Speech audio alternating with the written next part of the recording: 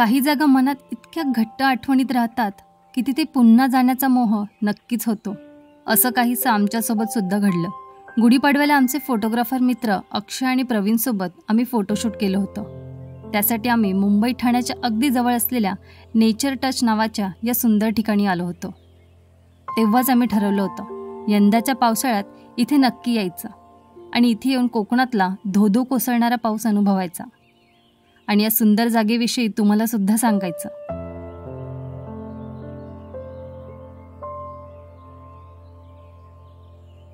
नमस्कार मित्रांनो, मी स्मिता मराठी कन्याच्या ब्लॉगमध्ये आपल्या सर्वांचं पुन्हा एकदा स्वागत करते आहे. तर आज आपण सुंदर अशा ठिकाणी आलोय. वाशिंदमध्ये हे ठिकाण आहे.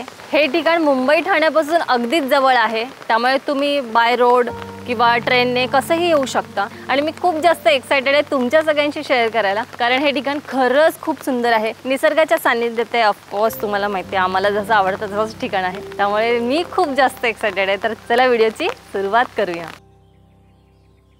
आदल्याच दिवशी संध्याकाळी आम्ही इथे येऊन राहिलो.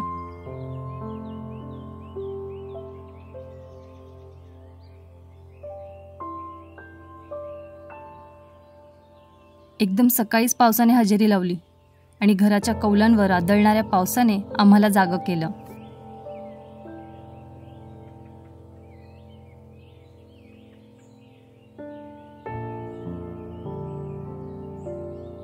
आजूबाजूला असणारी गर्द हिरवळ आणि त्यात डौलाने उभं असलेलं हे सुंदर कौलारू घर खूपच शोभून दिसतं.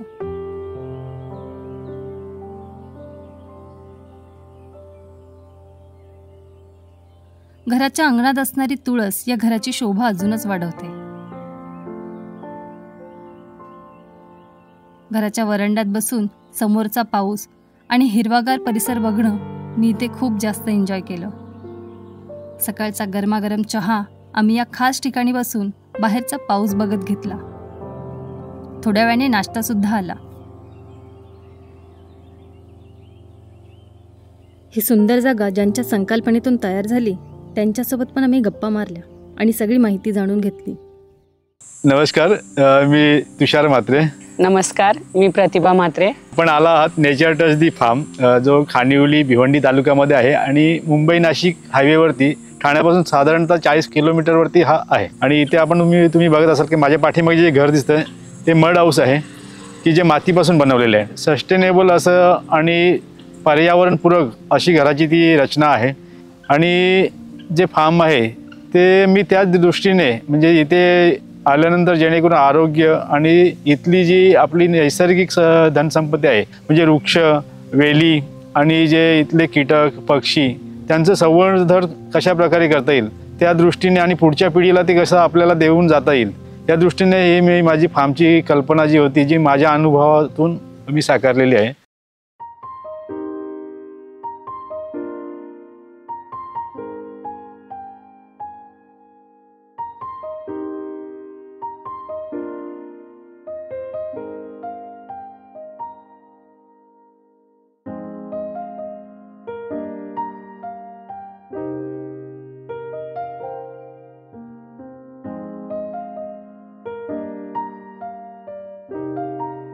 आत्ताच आमचा चहा नाश्ता करून झालाय आणि आम्ही असं मस्त आजूबाजूचा जो परिसर आहे त्याचा आनंद घेतोय. ही जागा खास करून मी असं म्हणेन की निसर्गप्रेमींसाठीच आहे, पण जे निसर्गप्रेमी नाही आहेत ते सुद्धा इथे येऊन निसर्गाच्या प्रेमात पडतील याची गॅरंटी मी देते. पाऊस रिमझिम चालूच होता. मध्ये जरा पावसाने उसंत घेतली म्हणून आम्ही दादांसोबत त्यांनी लावलेली देशी झाडं आणि आजूबाजूचा परिसर बघायला निघालो. घर बांधताना निसर्गाची पुरेपूर काळजी घेतली गेली आहे. सूर्यपक्षी, मुनिया असे बरेच पक्षी इथे असणाऱ्या झाडांमध्ये घरटी तयार करून अंडी देतात.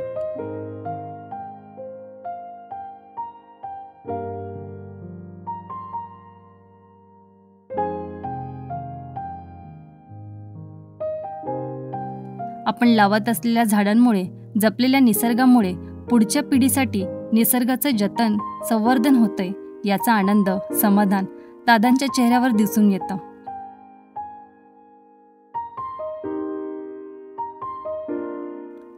जांभूळ, कहांडोल, पेवा, वेगवेगळ्या जातीचे बांबू, औषधी झाडं असे जवळपास 80 प्रकारची देशी झाडं इथे लावली आहेत. सोबतच फुलपाखरांना आकर्षित करण्यासाठी फुलझाडं सुद्धा आहेत.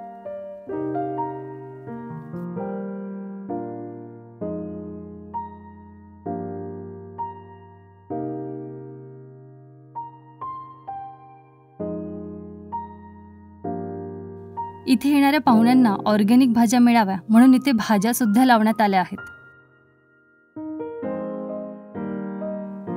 जवळपास तासभर झाडांमध्ये रमल्यावर आम्ही परत आलो. आता कडाडून भूक लागली होती. पावसाळ्यात वेगवेगळ्या रानभाज्या येत असतात. त्याचपैकी एक रानभाजी आज आम्ही खाणार होतो. तर आज जेवणाला आहे कंटोळ्याची भाजी, त्याच्यानंतर ही मटकी, डाळ भात आणि पापड. हे नॉर्मली तर असतात आपल्या ह्या भागांमध्ये. तर चला आज हे जेवण टेस्ट करूया आणि सांगतो तुम्हाला कसं येतं. तर सगळ्यात अगोदर मी ही कंटोळ्याची भाजी घेतो. ती आधी नुसतीच खाऊन बघतो. परवा जेव्हा आम्ही घरी बनवली होती तेव्हा आम्ही ही वाटणामध्ये बनवली होती. तर तीच त्यांनी इथे हिरव्या मिरचीमध्ये बनवली आहे. तर तीसुद्धा खायला खूप टेस्टी लागते. दुपारचं जेवण आम्ही जरा आराम केला. पाऊस आज दिवसभर येतच होता. त्यामुळे खिडकीत बसून पाऊस बघण्यात, कधी पुस्तकं वाचण्यात तर कधी कॅरम खेळात आम्ही मस्त असा वेळ इथे घालवला. मध्ये पुन्हा एकदा पावसाने विश्रांती घेतली आणि दुपारचा आळस घालवायला आम्ही बाहेर पडलो. ए यार, कसली जबरदस्त झाड आहे तिकडे यार. बघ ना. फक्त बघत राहावं त्यांच्याकडे. आपल्या या शहापूर साईडच्या भागात एवढी आंब्याची झाडं बघितलीस का तू? म्हणजे रानामध्ये आहेत. रानात आहेत पण कोणी लावलेली अशी बाग बघितली? हा, म्हणजे आहेत पण त्यांनी ती कलमी आंबी लावली जी खूपच लहान आहेत आतापर्यंत अशी. आणि इथं ही जवळपास 10-15 वर्षाची झाड आहेत. तर मला त्यांचा एक तो थॉट आवडला. त्यांनी फुलपाखरं पासून त्या अगदी मोठ्या पक्ष्यांपर्यंत सगळ्यांची काळजी घेतली. म्हणजे त्यांनी बघ ते एक झाड दाखवलं. त्याच्यामध्ये त्यांनी म्हटलं की हे खुळखुळा, ज्याच्यावरती फुलपाखरं अंडी देतं खालच्या बाजूला, आणि मग ते मोठं झालं की तेच पान ते खातं आणि मग तिथून उडतं.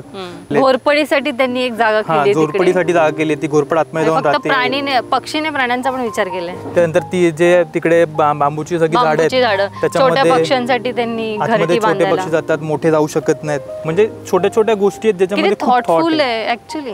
त्यांनी निसर्गाबरोबर इतर पक्षी प्राण्यांना पण इथे कसं कम्फर्टेबल वातावरण होईल. आणि हे काय एका दिवसाचा थॉट नाहीये. हे जसं तुम्ही हळूहळू करत जाता तसं म्हणजे त्यांच्या बोलण्यात ते सगळं नॉलेज कळतंय आपल्याला की हे सगळं डेव्हलप करायला घेतलं. तेव्हा ते 15-20 वर्षांनी त्यांना हे सगळं बघायला इथे येऊन एक संपूर्ण दिवस घालवणं किती इन्स्पिरेशनल स्वतःमध्येच एक थेरपी आहे. त्याच्यातून इन्स्पायर होऊन कोणीतरी स्वतःची जागा डेव्हलप करू शकतं.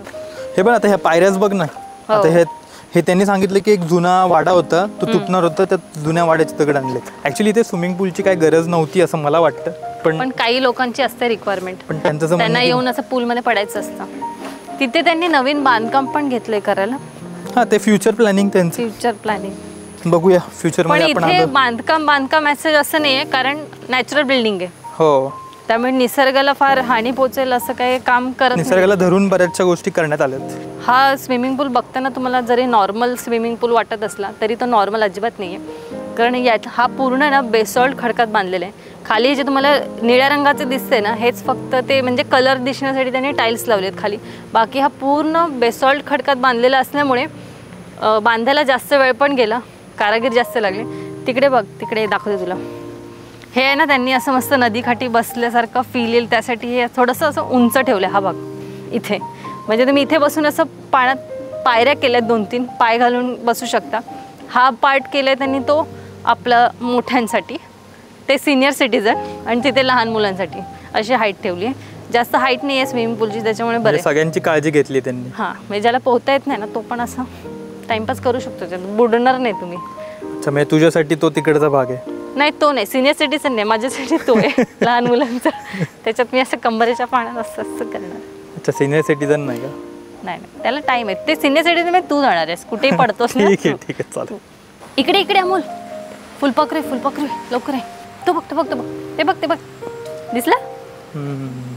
आणि हे खास त्यांनी फुलपाखरांसाठीच ही फुलं लावली आहेत, त्यांना आकर्षित करण्यासाठी. वेगवेगळ्या रंगाची. कदाचित कॅमेरामध्ये दिसत नसेल पण इकडे बरीचशी फुलपाखरं आहेत. नसेलच दिसत. हा दिसत असेल, हा जवळ आहे ना तो बघ. अरे वा, तो तर अजूनच जवळ आला.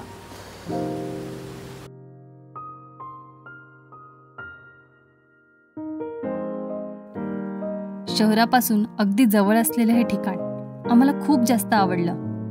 इथलं चविष्ट जेवण जेवून, निसर्गात रमून आणि नवीन माहिती जाणून घेत संपूर्ण दिवस कसा गेला हेच समजलं नाही. पाऊस, गरम गरम चहा, कॉम्बिनेशन. तर मित्रांनो, चला निघायची वेळ झालेली आहे. नेहमीप्रमाणे इथून आपला पाय निघत नाही आहे आणि ही जागा खरंच खूप सुंदर आहे. ही स्पेशली जिथे मी आता बसून हा व्हिडिओ संपवते, ही माझी या संपूर्ण घरातली आवडतीची जागा आहे. संपूर्ण व्हिडिओ तुम्हाला कसा वाटला ते मला सांगा आणि या संपूर्ण व्हिडिओमध्ये तुमची आवडती जागा कोणती ते पण मला कमेंटमध्ये नक्की सांगा. तुम्हाला जर इथे यायला आवडणार असेल तर मी डिटेल्स सगळ्या डिस्क्रिप्शनमध्ये देईनच, तुम्ही नक्की जाऊन चेक करा. आणि जसं मी म्हटलं तसं की हा कपलसाठी किंवा सिंगल लोकांसाठी ही जागा नाहीच आहे.